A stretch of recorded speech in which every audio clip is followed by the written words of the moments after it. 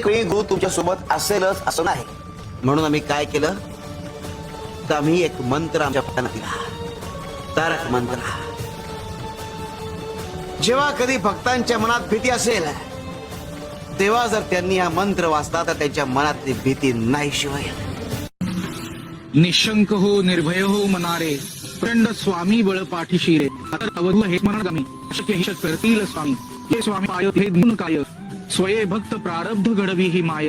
आज्ञे ना काळ नाने त्याला, परलोकी ही ना भीती तयाला. उगाच भीतोसी भय हे पळू दे, जवळी उभी स्वामी शक्ती कळू दे. जगी जन्म मृत्यू असे खेळ ज्यांचा, नको घाबरू तू असे बाळ त्यांचा. खरा होई जागा तू श्रद्धे सहित, कसा होशी त्याविण तू स्वामी भक्त. कितीदा दिला बोल त्यांनीच हात, नको डगमगू स्वामी देतील साथ.